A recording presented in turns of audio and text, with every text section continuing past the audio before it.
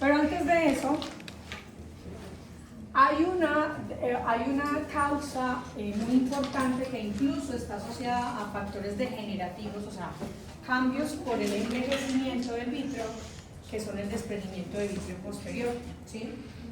Ustedes ya saben eso, ese tema lo vimos cuando vimos patología vítrea, en donde la licuefacción del vítreo, es decir, cuando el vítreo se vuelve más líquido por cambios degenerativos, se vuelve más móvil, y al volverse más móvil va a generar momentos de tracción vitreoretiniana, ¿cierto? ¿Qué esperaba uno? Que se desprendiera por completo y conserve la retina íntegra, pero algunas veces se conservan adherencias fuertes y empieza a ocurrir esto que es muy complicado y digamos es una situación que toca tener paciencia porque pueden ocurrir dos cosas. Recuerda, una, que se termine de desprender, que me deje la retina quieta y que quede el vítreo ahí flotando, que es donde ustedes sabían cuando hay un desprendimiento del vítreo posterior completo, uno de los signos clínicos característicos es el anillo de Boyce, ¿sí? Bueno, sí, extrañamente. Pero cuando no pasa eso, cuando siguen las adherencias, primero, síntomas que va a referir el paciente. Entonces, miodesopsias y metamorfopsias. ¿Por qué metamorfopsias? Porque están cambiando la arquitectura foveal, o sea, ya no hay depresión foveal y eso es lo que genera que el paciente vea como las imágenes distorsionadas. Fotopsias, ¿por qué? Porque la tracción vitreoretiniana ocasiona un estímulo visual que el paciente lo percibe como destellos luminosos, ¿sí? Y miodesopsias, pues porque estas son consecuencia de la cinéresis vitrea, es decir, de la licuefacción vitrea, ¿cierto? Habíamos hablado también que existía un medicamento que ayudaba a liberar esas adherencias y que se llamaba ocriplasmina. ¿Se acuerdan que les conté que este medicamento termina siendo muy costoso, que hay que hacer más de 3 sesiones, que puede liberarlo, pero que sale más económico para el GPS hacer una vitrectomía neumática, ¿cierto? Pues hasta ahí esto lo conocíamos, ¿cierto? Y entendíamos que el desprendimiento de vitrio posterior incompleto, contracción vitreoretiniana, podría ocasionar el famoso agujero macular. De ese sí no hemos hablado bien. Entonces, ¿el agujero macular qué es? Pues es un agujero. ¿En dónde? Claro, en los máculas. Ya está, y les voy a preguntar por definición, no va a ser. Mentiras, pero básicamente lo que ocasiona el agujero macular la mayoría de las veces es una tracción vitreoretiniana, ¿cierto? No sé si alcanzan a ver qué cosas alcanzan a encontrar en esa imagen que les llama la atención. Las bandas de tracción. Y que esas bandas de tracción, ¿qué lo pueden hacer pensar? Que va a haber un desprendimiento de retina de pronto también se puede. Ok, denme otro concepto, otro elemento. Pensemos en lo que ustedes ya saben, no piensen en nada diferente, todavía no pensemos en desprendimiento de retina. Piensen en lo que ustedes ya conocen. La membrana de Bruce entonces. No. No. Casi no.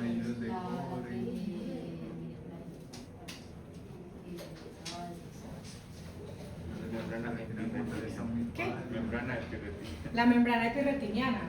Muchachos, vemos el agujero macular que pareciera como que el brillo foveal se aumentó, ¿cierto? Entonces con esto de alguna manera también confirmamos que el brillo foveal es consecuencia del espesor tan delgado que tiene la fóvea, que lo que hace que cuando nosotros miramos la fóvea, por ser tan delgada en esa zona, la retina neurosensorial, alcanzamos a ver mucho más fácil el EPR y por eso se ve más brillante, más rojo, ¿sí? Pero cuando hay un agujero macular se va a marcar más ese rojo, ¿por qué? Porque ya no hay espesor de la retina neurosensorial y lo que están viendo ahí muy rojo es el EPR, ¿sí? Entonces eso los puede hacer confundir un agujero macular con un brillo foveal, ¿sí? El agujero macular no brilla, la fóvea brilla. Entonces esa sería una manera. Y la otra es que aquí, pues en este caso en particular, es un agujero macular muy grande, que pues por supuesto es mucho más fácil de reconocer. ¿Recuerdan cuál es la causa de la membrana epirretiniana? ¿Qué ocasiona la membrana epirretiniana? Cualquier tipo de lesión en la retina, cualquier proceso inflamatorio, pues ocasiona que el tejido vía migre hacia la superficie y forme una membrana. Ahí pues la causa de esa membrana retiniana es el agujero macular, ¿cierto? Hubo una lesión, se dañó el tejido y se formó esa membrana. Entonces, miren que hay dos cosas aquí. ¿Y cómo lo identificaron? Pues por las bandas de tracción. Ustedes alcanzan a ver de allá las bandas de tracción. Sí, ok. Y pues ese brillo como atenuado que se encuentra allí, pues esa sería una de las razones del agujero macular. Entonces, principalmente se presenta en personas mayores de 50 años porque está directamente ligado a los cambios degenerativos del vítreo y pues se ha declarado que es mayor en mujeres, pero la verdad yo podría decir que para este caso en particular es mayor en mujeres porque históricamente asisten más a consulta. El hombre no asiste tan fácil a consulta. No porque tenga una condición asociada pues al componente femenino. Hay varios tipos de agujeros maculares por la edad, por traumatismos. Entonces, por ejemplo, un miope que tiene una retina muy delicada, un traumatismo puede ocasionar un agujero macular o un desprendimiento de retina, ¿sí? Retinopatías de cualquier tipo, como la diabética o la hipertensiva, inflamación ocular en general, y que digamos que son muy junticos, que es el síndrome de tracción vitreoretinal, ¿sí? Listo. Chicos, si ustedes sospechan de un agujero macular, ¿cuál sería la indicación o lo que ustedes harían en consulta? ¿Cómo percibe un paciente con un agujero macular? Imagínense que tiene un hueco, no hay retina ahí. Hay epitelio pigmentario retiniano, pero el resto de las 9 capas no están. ¿Cuál sería la forma de percibir, de ver de ese paciente? Un escotoma central, ¿cierto? Y la magnitud del escotoma central pues va asociado a la magnitud del agujero. ¿Y qué harían ustedes para definir entonces, en consulta, para definir el escotoma? ¿La rejilla de Ambler? La rejilla de Ambler es la más fácil, ¿cierto? La más fácil, sino que ustedes la aprendan a hacer bien, que el paciente comprenda de qué se trata y pueden hacerlo. Entonces, es una técnica gold estándar que se puede hacer en consulta para determinar la rejilla de Ambler. Esto en estadios iniciales, la distorsión cuando hay tracción vitreoretiniana, pero no hay agujero macular. Y cuando ya hay agujero macular, pues aparece el escotoma, como bien lo dice el doctor, ¿sí? Y por supuesto, disminución de la agudeza visual, que son pacientes que alcanzan agudezas visuales de 20-400, 20-200 si acaso, pero son agudezas visuales muy disminuidas. Entonces, la rejilla de Amsler en el consultorio, recuerden que la rejilla de Amsler alcanza a medir más o menos 10 grados del área macular, o sea, del área central. Entonces, eso les da muy buen insumo para poder conocer. Es un tipo de campimetría, ¿sí? Pero pues lo hacemos de manera muy artesanal en consultorio. La angiografía, aunque la verdad esa se planteaba en la literatura hace muchos años, pero con la aparición de la OCT, pues es mejor la OCT. Porque en la angiografía pues va a haber liberación de líquido, puede haber, pero realmente lo que nos permite lo que necesitamos es conocer el ancho el ancho del agujero macular. No nos interesa si hay filtración de líquido, no. Nos interesa más conocer la dimensión del agujero macular y la profundidad del agujero macular. Entonces, por eso, no perdamos el tiempo con angiografía, sino que consideremos de una vez tomografía de coherencia óptica, ¿sí? En ese se puede, pues ya eso se lo ofrecemos, pero es como la bomba de gas que le ponen. Esa se llama vitrectomía neumática, ahorita comentamos un poquitico de eso, ¿listo? Y hay otra cosa que sí la podemos hacer nosotros, que es el signo de Waske-Dahlen, ¿sí? El signo de Waske-Dahlen, ¿no habían escuchado? No. Eso se ve en la oftalmoscopía. Cuando se hace la oftalmoscopía indirecta con lámpara de hendidura, esa sí la hicieron. Eso me contaron que le hicieron con lámpara de hendidura. Lente de 78 de 90, lámpara de hendidura, me alejo y empiezo a acercarme hasta que hay un momento en que aparece la imagen. Recuerden que son imágenes invertidas. Pero ahí entonces lo que ustedes pueden hacer es poner una sección óptica, ¿sí? O sea, la hendidura lo más angosta que puedan, con el lente, se ubican sobre la fóvea y pasan la sección, por ejemplo, una imagen, pasan la hendidura por encima del área macular. Primero van a ver que la hendidura se distorsiona, ¿cierto? O sea, les está mostrando que hay un hueco ahí, ¿sí? Pero además de eso, lo que más debe llamarle la atención es que hay un brillito adicional. Ese brillito adicional corresponde al pedazo de retina que está flotando en el vitrio y que refleja de alguna manera la luz. Entonces imagínense,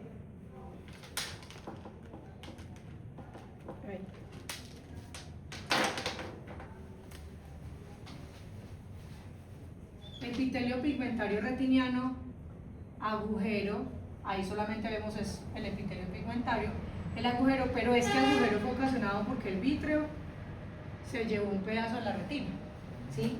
Entonces cuando ustedes pasan la luz, la hendidura de la lámpara de hendidura, la luz va a pasar por acá y ese brillito va a generar un destello, ¿sí? Y va a pasar por acá y va a distorsionar la imagen. Entonces, el signo de Bosque de Allen les va a servir mucho. Con oftalmoscopía indirecta, sección óptica, lo pasan sobre la fóvea, hacen un barrido, se va a ver la distorsión y se va a ver este brillito. ¿Listo? Oftalmoscopía en directo. En indirecta, con lámpara de hendidura. ¿Listo? Pero también en ese mismo examen usted le va a preguntar al paciente cómo ve la hendidura. ¿Sí? El paciente alcanza a ver una hendidura y le va a preguntar de qué manera la ve. El paciente le va a decir que ve dos hendiduras, es decir, que la ve partida. No percibe la imagen de la mitad porque por el escotoma no lo percibe. Entonces, son dos elementos que se realizan en la misma lámpara de hendidura. Una parte subjetiva, que es el paciente le dice, ah, sí, veo dos hendiduras, están partidas. Y la otra, pues que nosotros apreciamos la posición del reflejo luminoso. ¿Listo? ¿Cuáles son las características o signos clínicos que vamos a encontrarnos cuando hacemos oftalmoscopía? ¿Sí? El agujero generalmente es redondo o algo ovalado, pero lo que más nos debe interesar es que tiene un halo grisáceo alrededor que corresponde como a los bordes, que también se denominan opérculos. Y va a tener bordes definidos, o sea, como bordes agudos. ¿Listo? Aquí va a ser muy fácil reconocerlo, ¿sí? A veces cuando los agujeros son tan pequeños uno puede confundirlos en una exploración de fondo de ojo con la fóvea, el brillo fóvea. Entonces vuelvo y repito, la fóvea brilla, el agujero macular no brilla. Esa es una. Y lo segundo es que busquen si tiene el halo grisáceo. Si tiene el halo grisáceo probablemente están confirmando el agujero macular. ¿Listo? Y obviamente el paciente va a comentarlo también, que tiene un escotoma, ¿sí? Ok. Como el OCT es una de las mejores estrategias para diagnosticarlo porque nos permite conocer el espesor y la dimensión, en el OCT uno puede trazar una reglita y medir cuánto hay de extremo a extremo y saber el diámetro del agujero para definir si es quirúrgico, ¿sí? Entonces, tenemos estadio 1 donde está un pseudoquiste, es decir, hay tracción vitreoretiniana, no sé si alcanzan a ver la imagen bien, esta es como más grandecita.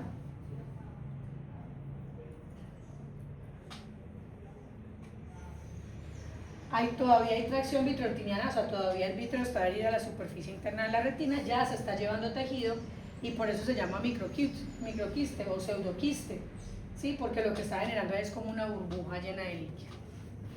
Ahí el paciente todavía puede tener una agudeza visual considerada pues como muy normal, 20-25, 20-30, pero va a referir metamorfosis. En el estadio 2 ya hay un agujero de espesor completo, pero su ancho no es significativo, todavía es quirúrgico. Es decir, que es de menos de 400 micras de espesor del ancho del agujero. Y hay este igual, ya se desprendió el vítreo posterior, queda el pedacito de membranita que les dibujé allá, y queda un opérculo, pero su espesor sigue siendo menor a 400 micras. Y este, que es el estadio 4, cuando ya por más que se haga no va a haber solución porque el espesor es superior a 400 micras, ahí ya no es quirúrgico. Entonces, básicamente, si ustedes observan un agujero macular, nos interesa es que si se conserva de aquí hacia allá, hay posibilidad, ya me quito. O si se conserva en esta posición, con un diámetro mayor a 400 micras, ya no es quirúrgico, hay que hacer seguimiento, ¿sí? Esto es un de espesor completo. ¿Por qué se dan cuenta que es de espesor completo? Porque toda la retina falta y solo queda el epitelio pigmentario retiniano. Hasta ahí vamos, pero hay uno que es lamelar. ¿Ahí qué falta? Parte de la retina neurosensorial, pero hay una parte que todavía se conserva. Básicamente se conserva la línea elipsoide todavía y algo de células bipolares, entonces todavía el paciente puede tener algo de visión. Este, por supuesto, tiene mejor pronóstico visual, ¿sí? Porque todavía hay células conservando su adherencia al EPR. Entonces ahí es donde existe el manejo quirúrgico, que es la vitrectomía neumática. ¿Por qué se llama vitrectomía neumática? Porque lo que van a hacer es inyectar gas, ¿sí? Aquí ya no inyectan silicona, lo que van a hacer es poner gas. La ventaja del gas, ¿cuál es? Que se va. Cumple su efecto y el mismo se va, no tienen que volver a intervenir para sacarlo, ¿sí? ¿Qué hacen? Ingresan al vítreo, por solo ingresar al vítreo ya se denomina vitrectomía, inyectan gas y al paciente le van a indicar que duerma en posición boca abajo, o que duerma o que esté sentado boca abajo, pero que permanezca cierto número de horas en posición hacia abajo, ¿sí? El número de horas depende pues del agujero macular, eso ya es criterio clínico, ya los cardiólogos lo determina, puede decir 8 horas, 12 horas, 20 horas, ¿sí? Pues una pregunta, y antes de hacer la cirugía no es necesario liberar las tensiones que hay alrededor. Eso lo hacen en cirugía. Sí. Todo en conjunto. O sea, lo que siempre pasa es que si el paciente llega antes de que el agujero macular, hay tracción vitreoretiniana, pero todavía no hay agujero macular, el oftalmólogo lo espera. Es decir, él espera o que se termine de desprender o que genere un agujero. Pero sí hay un punto intermedio que es liberar las adherencias, como a través de la plasmina, que es una inyección intraocular, se puede liberar, pero pues por costos y todo eso a veces no se realiza. Entonces, a veces esperan a que pase ya, porque no lo hacen como antes. O sea, cuando vemos síntomas de ¿por qué no lo hacen? ¿Por qué no lo operan? Porque no operan, no ingresan allá solamente con una tracción vitreoretiniana, porque existe la posibilidad de que se libere esa tracción y la fobia no quede intacta. Entonces, ¿qué se van a someter a un riesgo quirúrgico cuando todavía está esa probabilidad? ¿Sí? Por eso siempre se espera, o se desprende del todo y la retina queda íntegra, o se desprende y se lleva parte de la retina, agujero macular. Siempre y cuando no supere las 400 micras, tiene posibilidades el paciente de recuperar. El tema es que hay pacientes que hacen agujero macular y dejan pasar años y años y años y ese agujero más grande, ahí ya no es quirúrgico. Pero por eso esos pacientes ingresan como a una fase de controles periódicos, con puro OCT, determinando en qué momento o se liberaron o se termina de hacer el agujero. Señor. ¿Qué efectos adversos puede tener el gas a nivel de la retina? Sube la presión intraocular. Y ya, no tiene punto que... No. O sea, que ocasiona un daño en la retina, no. No lo he leído y tampoco lo he escuchado en el espacio quirúrgico o alguno. Lo que sí puede ocasionar es aumento de la presión intraocular, claro, porque está ocupando más espacio de la cavidad, ¿cierto? Entonces, generalmente esos pacientes siempre salen con indicación de antiinflamatorios, antibióticos por el riesgo de infección. Y segundo, le ponen betabloqueadores, es decir, medicamentos que favorezcan a que no se produzca tanto humor acuoso, por tanto no se sube la presión intraocular. ¿Sí? Y como es temporal, pues no hacen nada más, porque pues eso se supone que en un lapso de 20 días, un mes, ya no hay gas, ¿cierto? Entonces es temporal. O sea, no queda con glaucoma ni nada de esas cosas, ¿listo? Entonces pensemos como que estas manos hacen parte del agujero y este es el epitelio pigmentar. Si tengo la retina con un agujero, lo que hacen es poner el gas y el paciente lo pone en boca abajo, de tal manera que el gas empuje las paredes y genere el cierre.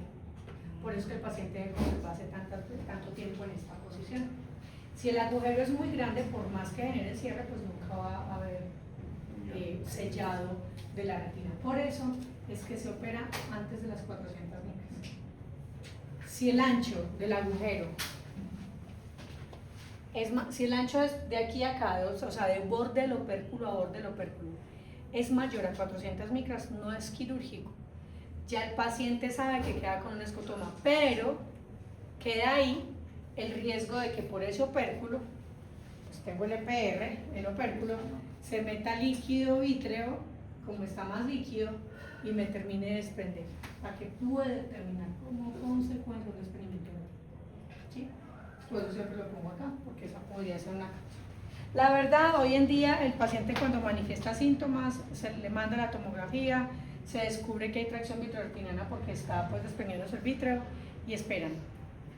Si aparece el agujero macular, la mayoría de las veces lo cogen antecitos de que esté superior a las 400 micras, hacen vitrectomía neumática con gas y ya, y resuelven. ¿Listo? Profe, disculpe, el desprendimiento que usted decía cuando el vitrio puede migrar por ese opérculo, ese es el desprendimiento regmatógeno. Ese sería un regmatógeno, ¿por qué? Porque hay un agujero. Es decir, es un espacio por donde va a ingresar líquido. Perfecto, esa sería la...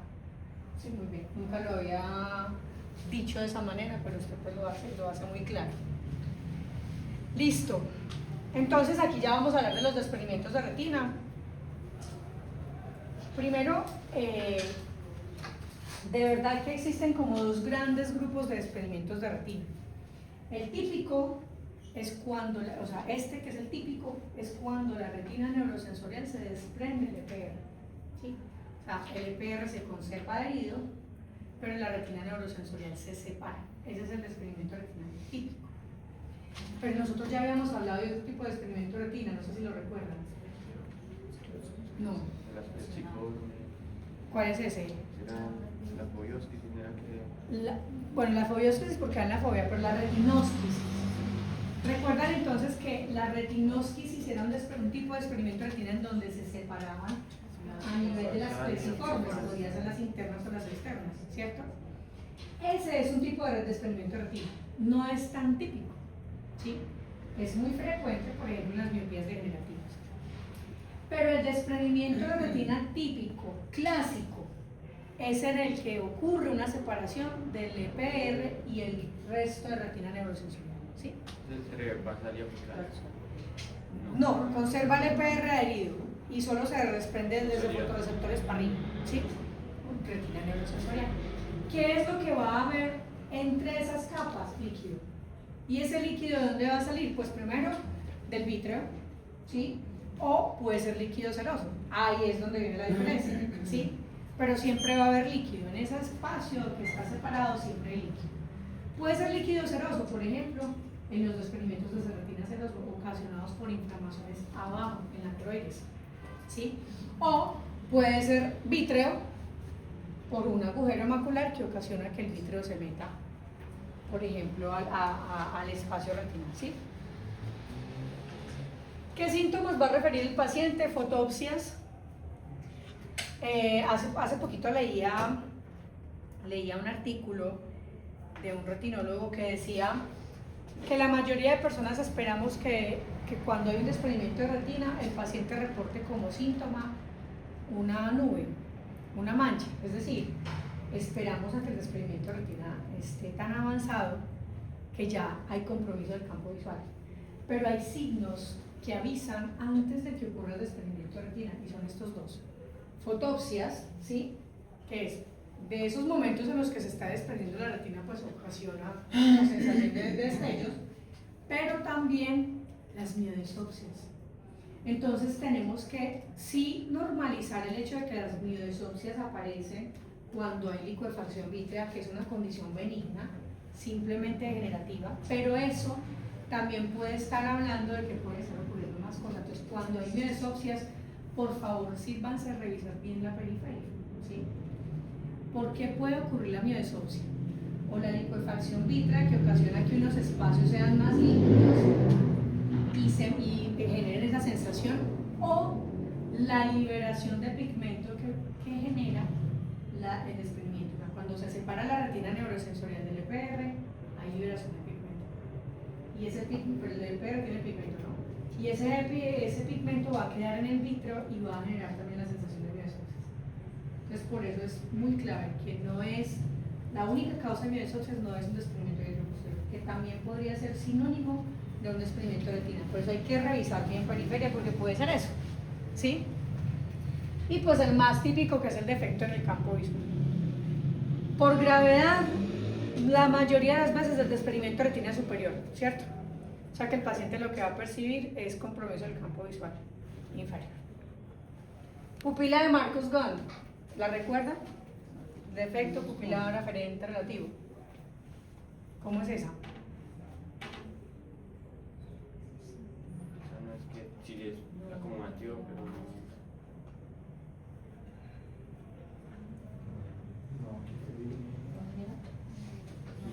respuesta motora, pero se acomoda así, ¿no? ¿Cómo? La verdad que no tiene como la función motora, pero se acomoda. Pero sí hace todo el tema de la acomodación. ¿Y por qué hay acomodación si no hay visión? Pues les dejo la tarea, ¿sí? Porque están olvidando cositas que son importantes, ¿sí? En todo caso, hay una respuesta pupilar alterada. Y es que imagínense esto, si tengo esta retina desprendida, tengo un ojo ciego, y este no se alumbra acá, ¿qué va a pasar con este ojo? Nada, porque usted no está emitiendo un estímulo. Ni consensual. Exacto. Revisen las pupilas, ¿listo? Presión intraocular con 5 milímetros de mercurio menor que el ojo contralateral, ¿sí? O sea que cuando hay desprendimiento de retina se baja la presión intraocular. Por eso es que el desprendimiento de retina, aun cuando haya sido, por ejemplo, con compromiso total y después de la cirugía el paciente no quede viendo, igual hay que operarlo.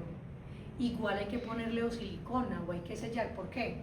Porque si se deja el desprendimiento de retina y no, es que este está ciego, pues ya que lo van a operar si ya no ve.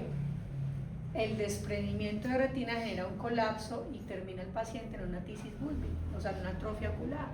Entonces, ¿por qué provoca esto? Por la disminución de la presión intraocular. Entonces, sí o sí, independientemente de la agudeza visual, sí o sí se opera. ¿Listo? La iritis, es decir, habrá una liberación de pigmento, a eso también se le llama como polvo de tabaco en vítreo, ¿sí? Y es un pigmento que se acumula en el vítreo por resultante del desprendimiento de retina, ¿cierto? Que también es el que puede avisarles a ustedes de que apenas está apareciendo un desprendimiento de retina. Y pigmento alrededor, pero en los desprendimientos de retina antiguos. Volvemos y hablamos. Que la retina al desprenderse del EPR va a generar una liberación de pigmento y ese pigmento se podría acumular como en las zonas delimitando el desprendimiento de retina, ¿sí? Pero eso ya es antigüedad. Examen gold estándar para hacer esto, pues uno con oftalmoscopía puede fácilmente ver un desprendimiento de retina. Si están muy en la periferia, tocaría hacer oftalmoscopía en directo. Pero un examen que se indica como gold estándar para estos pacientes es una ecografía. Porque en la ecografía se va a ver la extensión del desprendimiento de retina, ¿sí?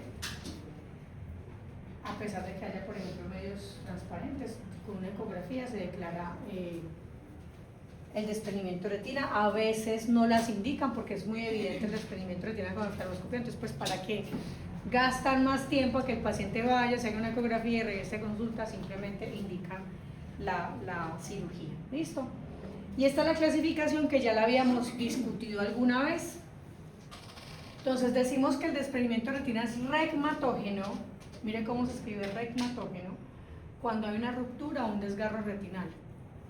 Toda patología que genere un desgarro o una ruptura puede ocasionar un desprendimiento de retina regmatógeno. Por ejemplo, en los miopes pueden tener una retina tan delgada que en algunas zonas se rasga, se rompe, ¿sí? Y ese agujero hace que por allí se meta líquido vítreo y termine de desprender la retina.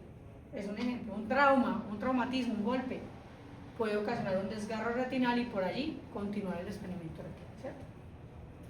Muchas veces inicia periférico, más que todo en los miopes, por eso los miopes altos, sí o sí hay que hacerle revisión de la periferia cercano a la hora cerrada, es decir, casi que llegar a este nivel, ¿sí?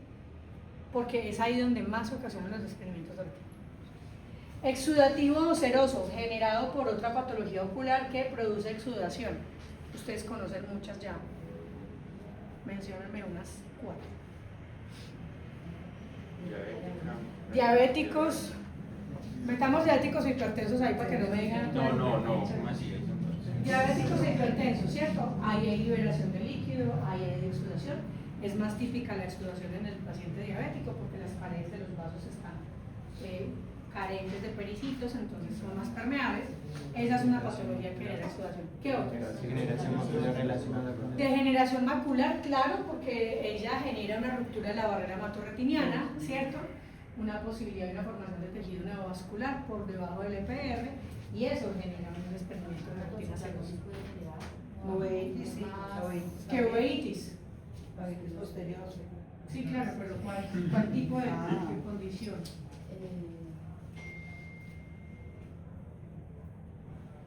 Acuérdense de esas que alteraban la inflamación a nivel de la coroides.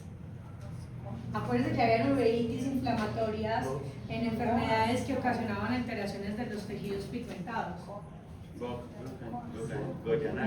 Boko Yanagi arada es una, porque inflama la coroides, y si la coroides se inflama, pues libera líquido y levanta la retina. ¿Cuál más? Otra. Va a tocar hacer una pregunta, va a tocar hacer un parcial con preguntas así en 4 días. Aquí ya llevamos Bueno, falta una. ¿Y quiere revisar el contexto? No, porque las membranas se generarían traccional. Ya la dijeron.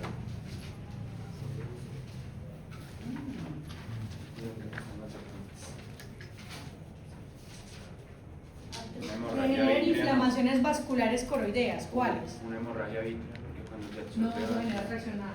No. Hay un tipo de uveitis que afecta al lugar. Sí, ¿cuál? Ya llegaron Boko Yanagi que afecta al tejido pigmentado. La coroides es muy pigmentada. Ahí hay una, Boko Yanagi. ¿Cuál más? No. No. Lupus es uno, pero denme más porque ya me dio mucha curiosidad. Sí, también. ¿De qué? La enfermedad de Behçet.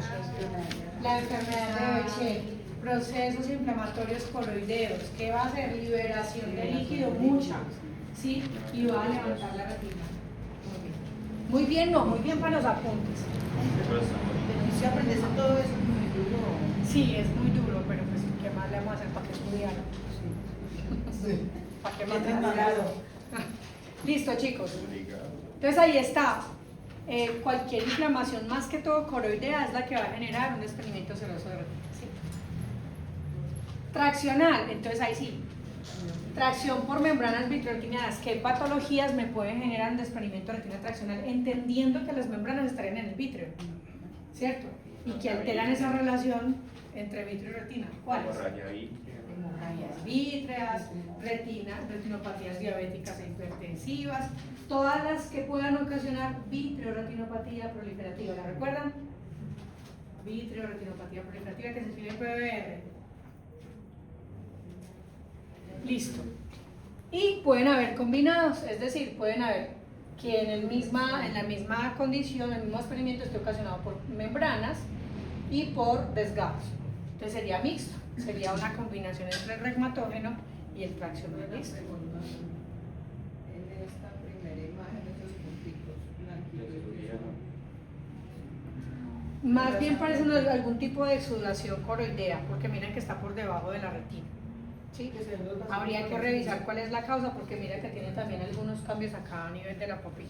Los de acá, profe, que son como nivelita. Esos que son en hilerita, sí, parecieran organizados por láser, pero no, eso es exudación coroidea. Y algo está pasando allí, no sabría, tocaría hacer anamnesis y toda la revisión de antecedentes generales, porque no es macular, pero tampoco es retinopatía diabética hipertensiva. ¿Por qué no es? Porque los vasos están bien, no hay sangre orinada, entonces es una situación aislada en coroides, ¿sí? Listo. Aquí sí se ve que hay retinopatía de cualquier tipo, diabética o hipertensiva, pues por los sangrados, las hemorragias y todo eso, entonces fijo, el paciente es hipertenso y diabético. Y aquí mire que la retina no está tan lesionada, sino que es la coroides que se ve, que hay, sí, se ve que ahí la coroides está liberando líquido, pero la retina en términos generales está íntegra. Listo. Aquí miren, esa es una retina periférica, se ve el desgarro, ¿cierto? Muchos desgarros tienen forma de U. ¿Cómo se llama lo que le ponen a los caballos en forma de herradura? ¿Sí? De experimentos de retina ya muy complejos, estos son ya muy grandes, ¿no? Con compromiso incluso en el área macular. Y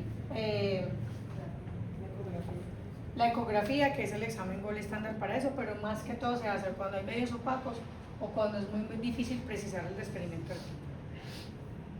Aquí está el clásico de experimento de retina traccional, membranas, tejido neovascular, ese es el típico PBR, que es vitreoretinopatía proliferativa, ¿sí? Se ven las membranas de tracción en el experimento de retina. En este caso, por ejemplo, ¿cuál es el tratamiento? Con láser, refracción. Extracción de membranas. Hay experimento de retina Extracción. y está todo lo demás que ustedes están viendo que hay que hacer. Extracción. Vitrectomía, extracción de membranas, retinopexia, ¿y qué van a hacer con los sangrados? Endoláser. Ahí está. ¿Sí?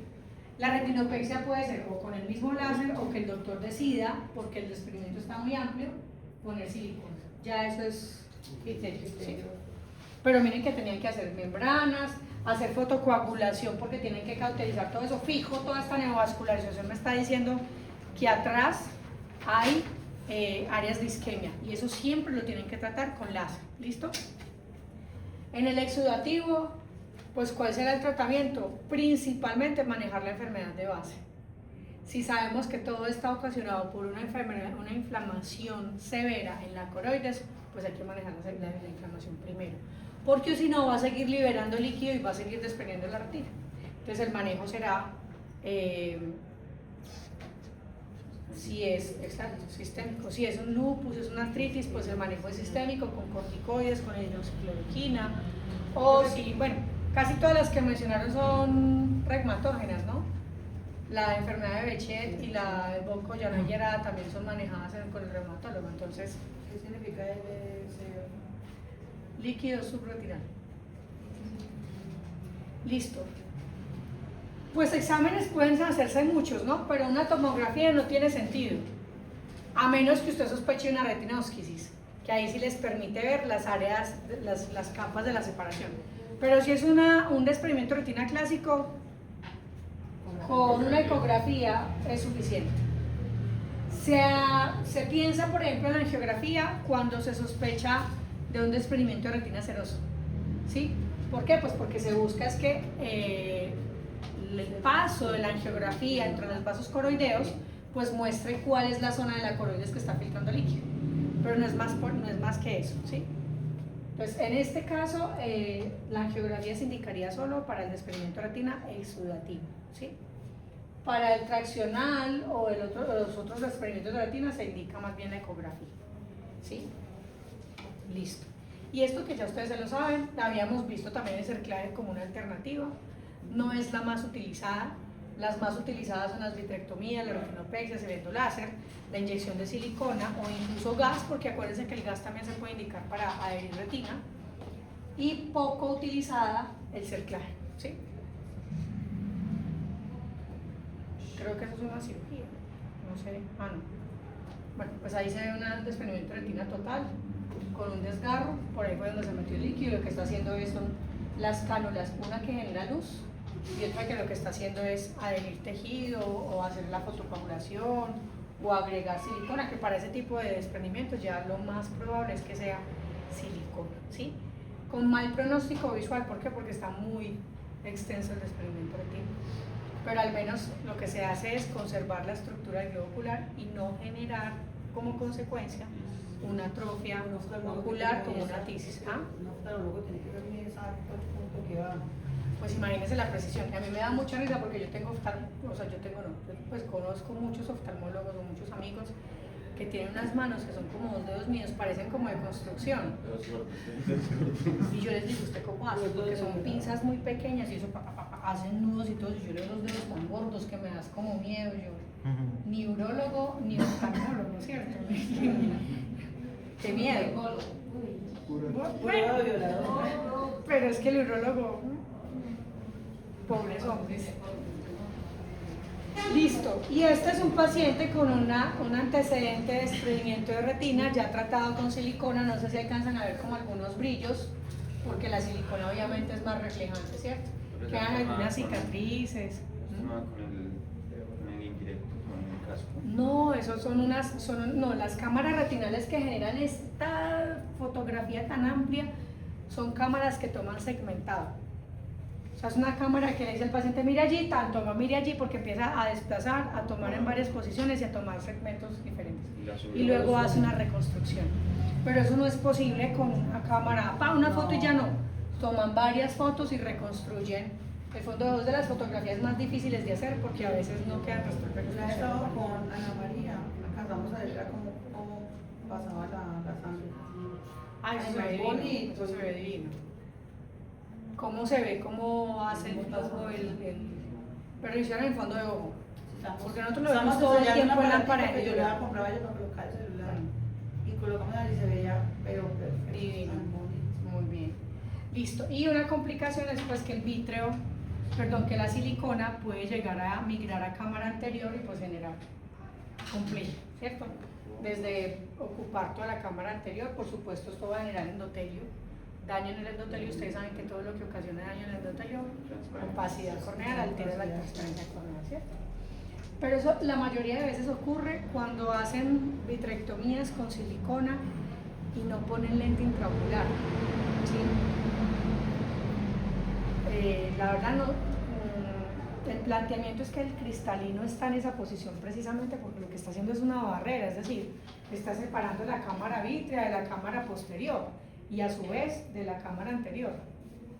Pero a veces hay pacientes que quedan áfacos, es decir, se luxa el cristalino por alguna razón, el traumatismo lo que se hace, luxo el cristalino, sale con cápsula y todo, y entonces queda la cavidad vítrea y la cámara anterior como fusionadas, ¿cierto? Entonces, cuando ponen silicona, muchas veces la silicona sale por ese espacio.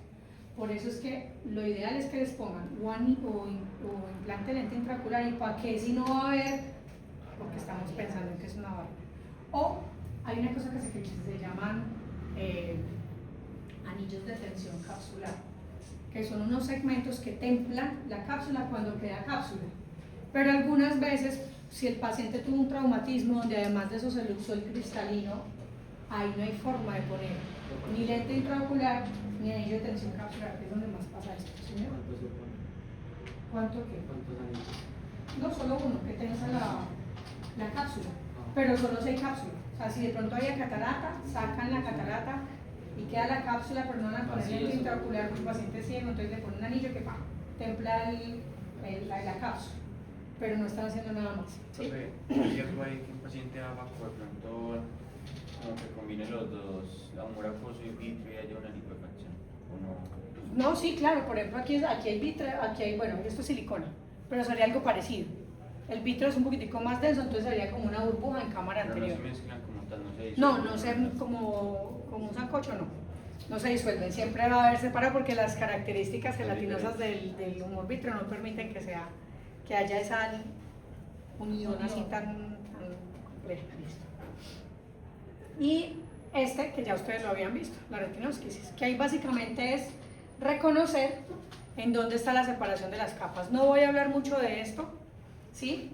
Ustedes ya lo reconocen, saben que a nivel tomográfico lo que vamos a identificar es una serie de espacios quísticos que van a confluir y finalmente van a separar las capas. Aquí, por ejemplo, se ven varios quistes que están a nivel de la plexiforme interna, que al unirse, pues separan la retina interna de la externa y eso ocasiona entonces una retinosquisis. Este ya es una retinosquisis mucho más compleja. Hay retinosquisis que son ocasionadas por patología, como por ejemplo en la miopía degenerativa, pero hay retinosquisis congénitas, es decir, hay niños que nacen con retinosquisis, ¿sí? Pero los cerebros desarrollan de anclaje entre las capas plexiformes, ¿sí? Y este, por ejemplo, que es el típico caso del paciente miope con retinosquisis. Se dan cuenta que es miope porque ustedes saben que la tomografía nunca se debería ver así, se ve deslineal. Cuando se ve ahí es porque es fijo, hay un estafiloma posterior. Y sabemos que el estafiloma posterior es el grado más avanzado de miopía degenerativa, que hace que el ojo sea tan elongado que la retina no alcance y por eso es que se separa en algunas capas. Entonces ahí les queda a ustedes la tarea es de descifrar a través de la tomografía de qué retinosquisis se trata, si es en la plexiforme externa o en la plexiforme interna, pero estoy segura que eso ustedes ya lo hacen muy bien. ¿Listo? Tratamiento similar al de desprendimiento de retina, la mayoría de las veces con silicona, pero otras veces se hace seguimiento y se deja quietecito pues porque no, cuando el ojo está muy elongado es bien difícil. ¿Listo? Cuando ya es un ojo con longitud axial normal, se puede hacer con gas, por ejemplo. ¿Cómo van? Un cafecito y un par de- Puede ser Si se toman un cafecito en 10 minuticos, Sí. porque la clase es hasta las 9:30. Son las 8, tengo 1 hora y media, listo. Tómense un cafecito, pero por favor lleguen rápido, ¿sí? Porque el tema que sigue retinosquisis, tomé solamente las distrofias retinales más frecuentes, así que no van a ser muy largos el tema.